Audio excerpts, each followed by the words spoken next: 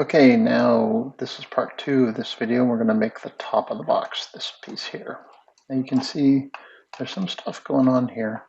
I'm not quite sure whether they took a crate just like this one and then just curved it, or whether they built this off curved. Like we could take this and bisect it to look like this. I think it'd be better if we started off with a better shape, like a cylinder.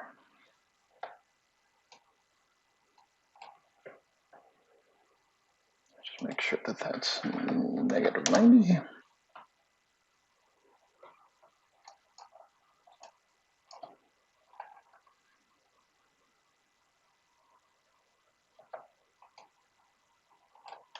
I'll take this, I'm gonna get it so it's closed. I'll bring it over here so I can muck with it over here.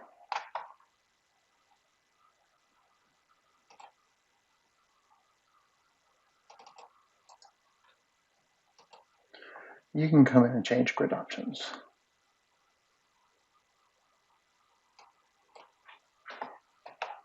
How about one?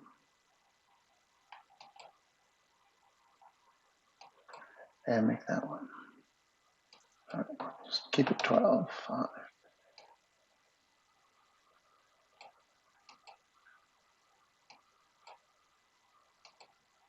Oh, that's a little better. Grid every 3. No, every 10. Yes, there we go. Oof, it's hard to work with a tiny grid. Okay, in order to change that, I went to the grid panel here and right-clicked on it and went grid options. Sorry, in my anger, I forgot to tell you guys what I was doing. All right, to get the wireframe, make sure that we get our thing perfectly 90 degrees. There we go, 90. All right, so that's the shape we're making. So bring over our cylinder and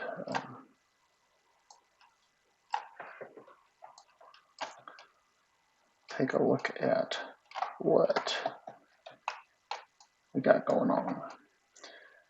So we need, first of all, we don't need a whole cylinder shape. We need half cylinder shape. And this cylinder's, if I go to attribute editors, is set up to be 20, and that's pretty good because it has a horizontal cut in it, and a vertical cut. So we know exactly where the top middle part is and the side bits. Now we can increase this to get better resolution. But if you do increase it, you do need to make sure that you have a perfect horizontal cut in it.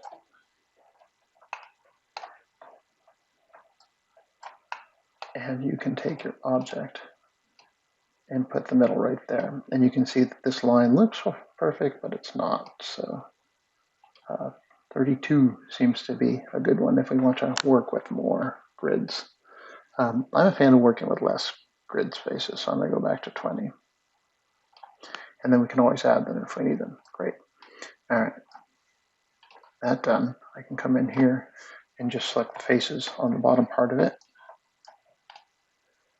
And we're looking pretty good. Back to the front. I'm going to select the vertexes this time instead of scaling. Whoa, what's going on? Stop it. And I'm going to stretch it so it's the same size. Make sure, yeah, we're good.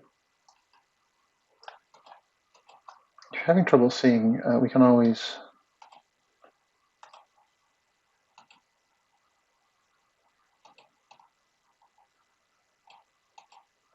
give one of them a color so that you can see through it. Why I have transparent shading. So shade all.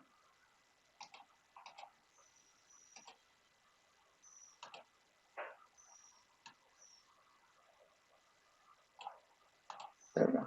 Now our top is pink, so we know what to do it. Then we know which one we're looking at. All right, actually, I'm going to go to a top view. And we're going to add some lines to this thing. First, I want to be looking at the thing that's all over the place. It's got rotation, translation, crap, and it's not, none of that is good. Let's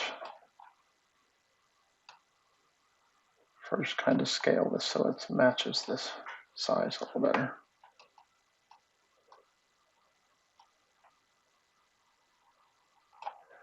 Essentially, it will have to match this one.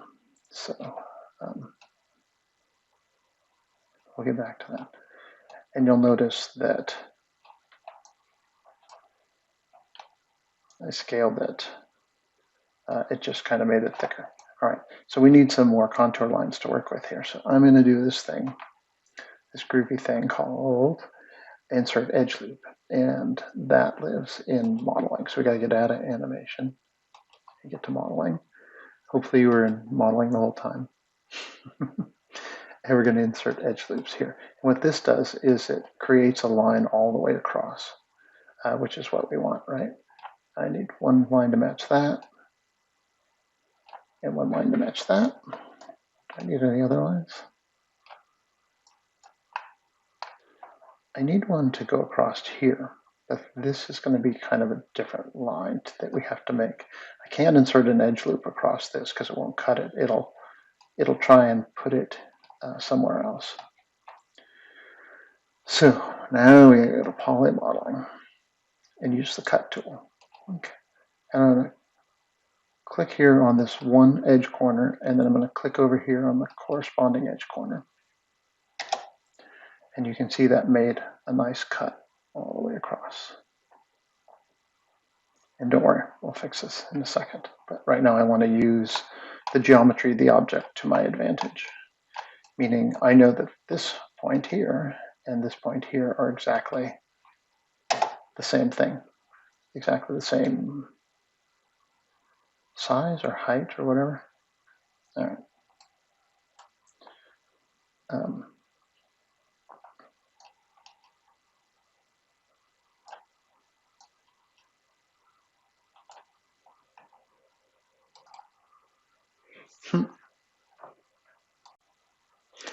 Okay, so now that we have those done, go back to face here. Maybe I should have chosen pink. We're going to extrude this in to get our shape and all of it. Got to select them all. And we could do both sides at the same time, but I'll do one side and then the other. And R. And I'm just extruding this in like this. Great. I guess we didn't need this one.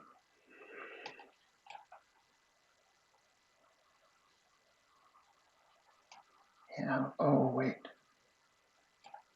Maybe we should do the other thing first. Okay, we'll do the other thing first. Pretend I didn't say any of this. People following along are going like, God dang it, Sean, what the hell? Okay, we need to give this volume first.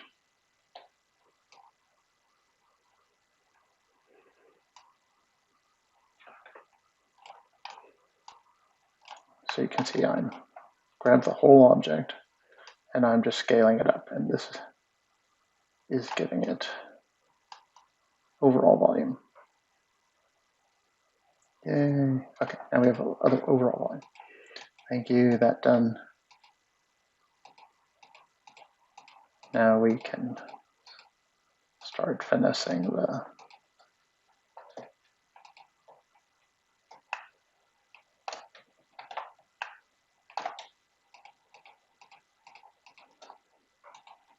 extrude that. All right.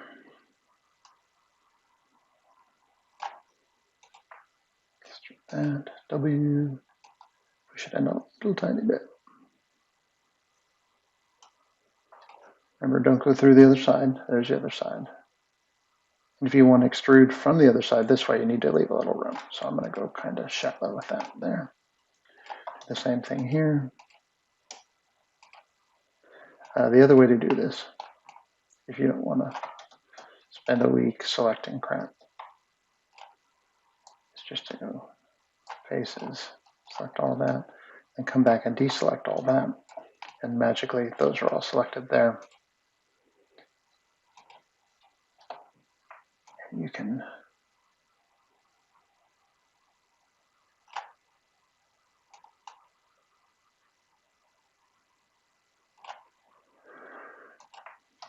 do the same thing we did on the other side.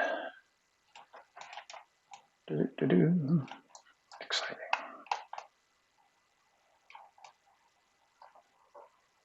Okay, now we just need to get these bits here. So we go in and we select them individually. Because there's an underside, we don't want to do that. We're not selecting the bottom one or the bottom one on this one. And this one we're going to do something weird where we're extruding this way first and then this way. And then we have to move it down because we want this to be a right angle. Oh, I didn't give myself enough room.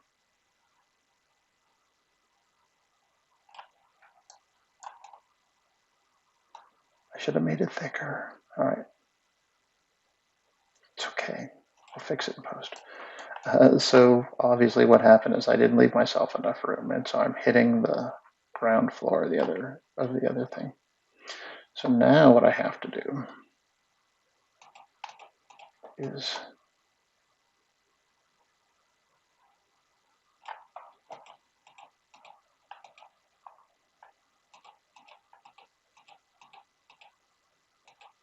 select all these bits. One more.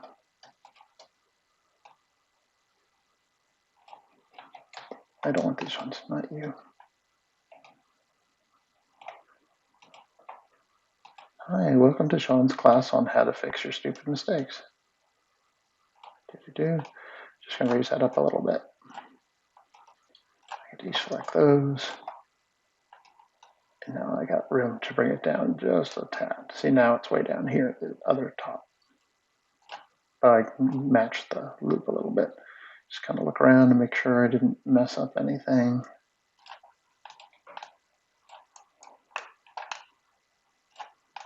This edge needs to come down. So remember I was talking about this edge needing to be square.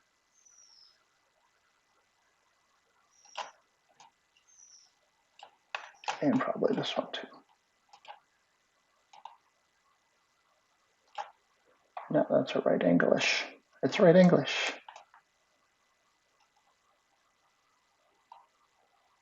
Great. Okay, now we just need to make up an object. Now let's get rid of all this crap. And modify, we're going to center the pivot, and we're also going to freeze the transformations, which takes off all the scaling and stuff. And now in sub-object mode, I'm going to move it around so that it matches the size of the other one.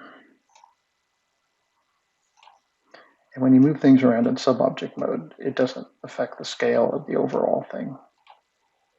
It's like hiding, you sneak it in underneath.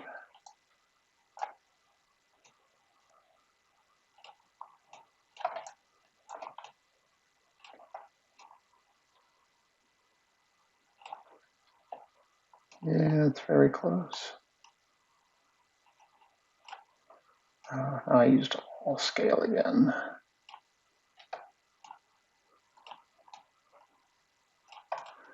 And I have to go back and reset it again. Modify the pivot, it's already centered, but I need to freeze the transform to get rid of all that crap again, because we might parent this in the future. Did we do that with this one? Oh, we didn't. Modify, center pivot, modify, freeze transformation. All right.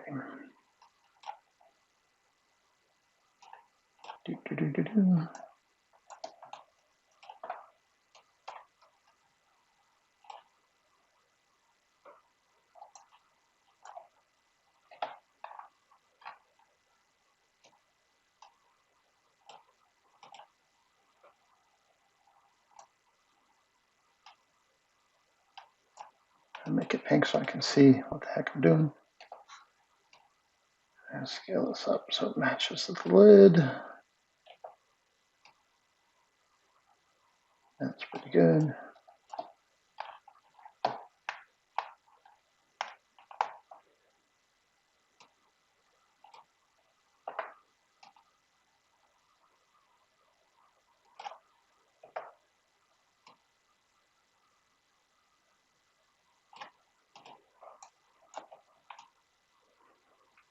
Great.